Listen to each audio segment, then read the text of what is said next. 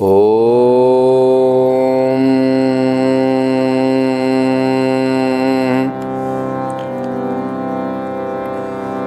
सच्चिदानंद रूपाय विश्वोत्पत्त्यादि Hathaway तापत्रय विनाशाय श्रीकृष्णाय वयं नुमः। आत्मा त्वं गिरिजामति सहचरा प्राणा शरीरं गृह पूजा ते विषयोपभोग रचना निद्रा समाधिस्तते संचार पदयो प्रदक्षिण विधि स्तोत्राणि सर्वा गिरो यद्यत् कर्म करोमि तत्तदखिलं शम्भो तवाराधनम्। बोली श्री वृंदावन बिहारी लाल की जय, श्री गिरिराज धरण भगवान की जय, श्री दीपनारायण भगवान की जय। श्रीमद् भागवत जी के चतुर्थ स्कंद के 5वें अध्याय में दक्ष यज्ञ कैसे विध्वंस होता है, वीरभद्र जी द्वारा इसका कथा आया है। मैत्रेय जी कहते हैं कि भवो भवान्या निधनं प्रजापते रसत्कृताया अवगम्य नारदात् स्वपार्षद सैन्यं च तदध्वर भुवि विद्रावितं क्रोधम पारमादधे क्रुद्धस्वदोष्टपुट सधूर्जटती जटा तडिद्वहिन्नषटोग्रो रोचिसम् उत्कृत्य रुद्रसहसो उत्थितो हसन गंभीरनादो विससरजतां भुवि। महादेव जी ने जब देवर्षि नारद के मुख से पिता से अपमानित होकर के भवानी के प्राण त्याग का समाचार सुना और यह भी सुना कि ऋभुओं ने महादेव जी के गणों को भगा दिया, तो उनको क्रोध आया। उन्होंने एक उग्र रूप धारण किया और क्रोध के मारे ओंठ चबाते हुए अपनी एक जटा उखाड़ ली, जो बिजली और आग की लपट के समान दीप्त हो रही थी, और खड़े होकर के बड़े गंभीर अट्टहास के साथ पृथ्वी पर पटक दिया। ततोतिकायस्तनभुवास प्रसन्दिवं सहस्त्रबाहुरघनकरुकत्रिय सूर्यदृक कराल दृष्टोज्ज्वलदग्निमूर्धज कपालमाली विविधोद्यतायुधः।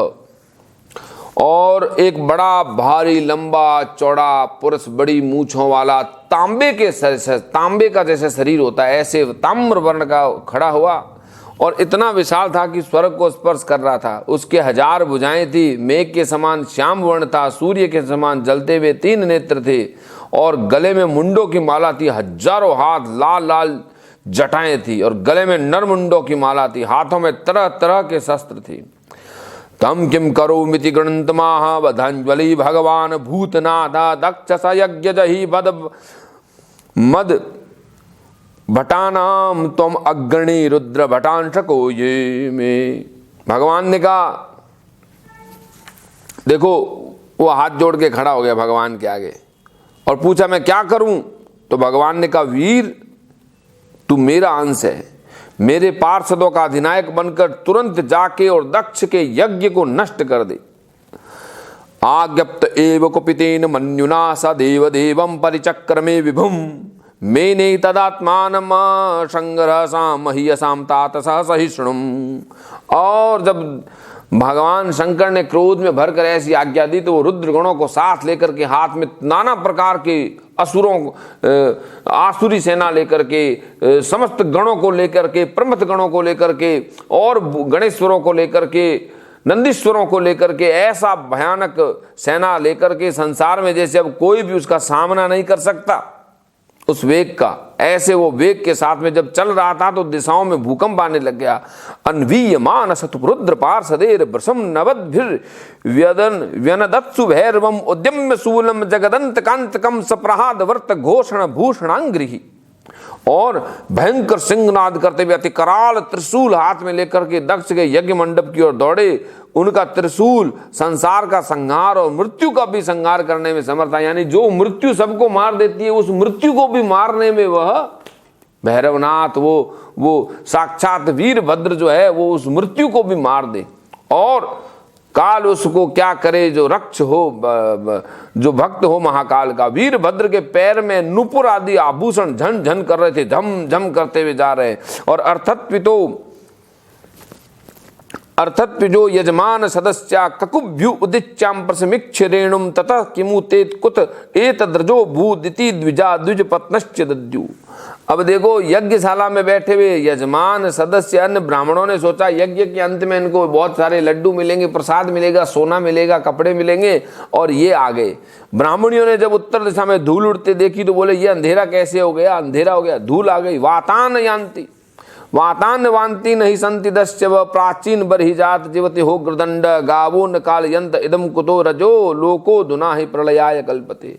ऐसी आंधी चल गई, कहीं लुटेरे ही सुने जाते हैं, क्योंकि अपराधियों को कठोर दंड देने वाले राजा प्राचीन भाई अभी जीवित है। अभी गायों के आने का समय भी नहीं हुआ, धूल कहां से आ गई बताओ। प्रसूति मिश्रा श्रेय उदिग्न चेतना उर्चु विपाको वर्जिन शेष दस्य यत पश्यन्ति ना दुहितृणाम प्रजेश सुताम सत्यम वदभ्यावनागाम। और दक्ष प्रजापति ने देखा, उनकी पत्नी प्रसूति ने देखा, अपनी सारी कन्याओं को निरपराध सती का तिरस्कार किया। मालूम होता है उसी पाप का फल है, हो न हो भगवान रुद्र के अनादर का परिणाम है। सब डर गए हैं। और यस्तंतु काले व्यप्त जटा कलाप स्वशूल सुच्च अर्पित दिगजेंद्र विमत्य नृत्यु उदितास्त्रो ध्वजा उच्चाट हासस्तन यत्नु भिन्न दिक। जो दिशाएं हैं वो बंधने लग रही है, ऐसा लगता है कि अब कोई भी कहीं भाग नहीं सकेगा, ऐसी स्थिति हो गई।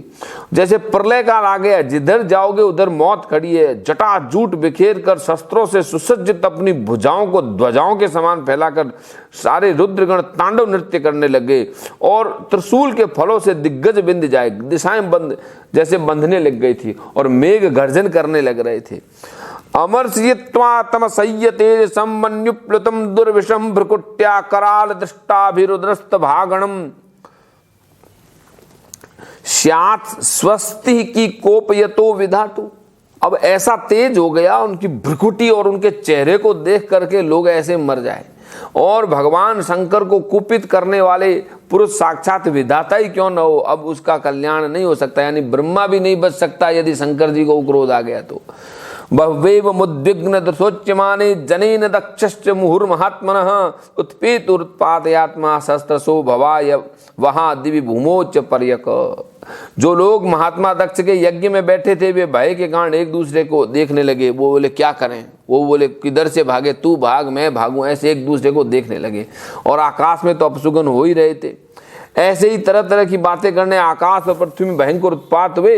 हे विदुर जी, उसी समय दौड़ कर आए हुए रुद्र सेवकों ने महान यज्ञ मंडप को चारों ओर से घेर लिया। तावत्स रुद्रानुचरेर मखो महान नाना युधेर वामन के रुदायुधे पिंगेर पिशंगेर मकरो दरानने पर्याद्रव उदद्भिर विदुरान विरुद्ध्यत। अब क्या किया कि सब के सब अस्त्र शस्त्र ले आए। कुछ तो छोटे, कोई भूरे, कोई पीले, कोई लाल, मगर के समान मोटे थे। और क्या करने लगे, केचिद बंजु प्रागवसम पत्नीशालाम तथा परे सद आग्निदशालाम च तद्विहारम महानशम। अब क्या हुआ कि उनमें से किसी ने प्रागवंश यज्ञशाला के पूर्व और किसी ने पश्चिम के खंभों को उठा लिया, खंभे उखाड़ लिया, हाथ में ले लिए और हाथ में लेकर के जहाँ पत्नीशाला थी उसको नष्ट कर दिया, यज्ञशाला के सभा मंडल था उसको नष्ट किया और यजमान गृह और जहाँ खाना वाना बन रहा था वहां पर भी जाकर के उत्पात मचाया। और रुरुजूर यज्ञ पात्राणि तथेक अग्निना शयन कुंडेस्व मूत्रियन केचिद बिर दुर्वेद मेखला। यज्ञ के पात्र फोड़े, अग्नियों को बुझाया और यज्ञ के कुंड में क्या किया, पेशाब कर दिया। और वेदी की सीमा के सूत्रों को तोड़ डाला। अबाधयंत मुनिन्य एके पत्नी रतर यजन अपरे जगृहुर देवान प्रत्या सनान पलायितान। कोई मुनियों को तंग करने लगे, कोई स्त्रियों को डराने लगे, और किन्हों ने अपने पास भागते हुए देवताओं को पकड़ लिया। भृगु बबंद मणिमान वीरभद्र प्रजापतिम चंडीश पूष्णम देवम भगम नंदीश्वरो आसित। मणिमान जो पार्षद था, जो कि माता सती के साथ गया था, उसने भृगु को पकड़ के बांध लिया। वीरभद्र ने प्रजापति दक्ष को पकड़ लिया, मेन कल्प्रिट यही था। और चंडीश ने पूषा को और नंदीश्वर ने भग देवता को पकड़ लिया। सर्व एवर त्विजो दृशा सदस्या सदीबु कुश तेरद्य मानास वृष ग्रावा भिरणेक धाद्रवन। शंकर के पार्षदों की लीला देख करके कंकड़ पत्थरों की मार से तंग आकर लोग भाग गए वहां से। और जुयत श्रुव हस्तस्य श्रम स्म श्रुणी भगवान भव भृगुर लुलुचे यदसी सदसी यो हस छमसु दर्शयन। भृगु जी हाथ में श्रुवा लिए हवन कर रहे थे। वीरभद्र ने उनकी दाढ़ी मूछ नोच ली, और प्रजापतियों की संभावना उन्होंने मूछों से भगवान शंकर के प्रति अपमान किया था, हाँ ऐसे करके, तो उनकी दाढ़ी मूछ नोच लिया भृगु का। भगस्य नेत्रे भगवान पातित शिरसा भुवि उज्जहार सदस्ते क्षणा सपंत असूर सूचत। ये चाहते तो मार सकते थे, पर जानते थे कि ऋषि है इसलिए इनको नहीं मारेंगे। ये गण चाहते थे तो इन ब्राह्मणों को मार सकते थे, लेकिन मारा नहीं। शंकर के गण है, दुनिया को नशे में लगते हैं, लेकिन ये नशे में होके भी होश में थे। अब उन्होंने क्रोध में भर करके भग देवता को जमीन पे पटका ऐसे उठा के, और आंखें निकाल ली, अंधा कर दिया। क्योंकि दक्ष देवता जब महादेव जी को बुरा कह रहे थे, तो इन्होंने दक्ष को सैन दे करके बोले हाँ ऐसे आंख से सैन देना, हाँ उकसाया, उसको सपोर्ट किया कि हाँ और कर।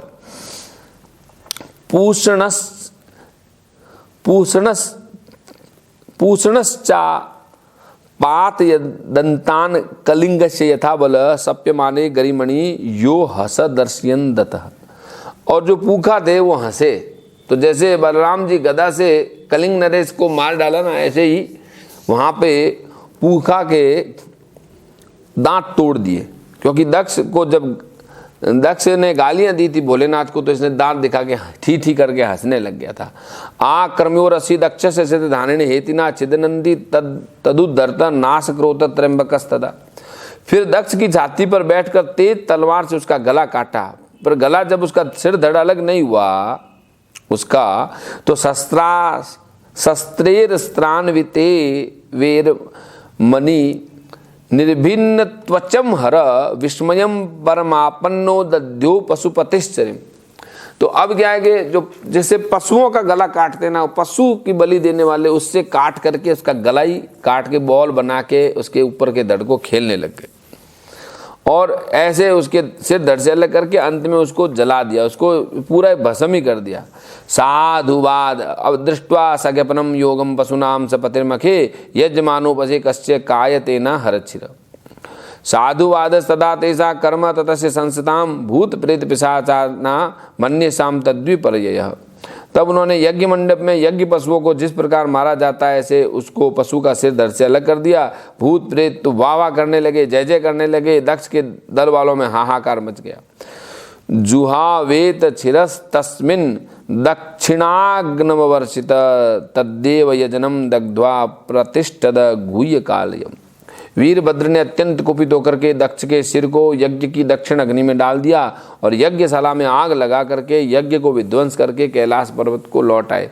ये हमने 26 श्लोकों में जो वर्णन किया ये कुछ भी नहीं है। पूरी भागवत के 18,000 श्लोक भी कम पड़ते हैं जो तांडव वहाँ मचा था। जिस प्रकार से उनकी धुनाई हुई है, जो पिटाई हुई है दक्ष के, जिन्होंने भगवान शंकर का अपमान किया था। अरे भोले भाले लोगों को सताना नहीं चाहिए। जो लोग मन के हृदय के साफ होते हैं उनकी अधिक परीक्षा लेनी नहीं चाहिए। भगवान शंकर के ऊपर शक किया, ये सबसे बुरा काम किया है ना।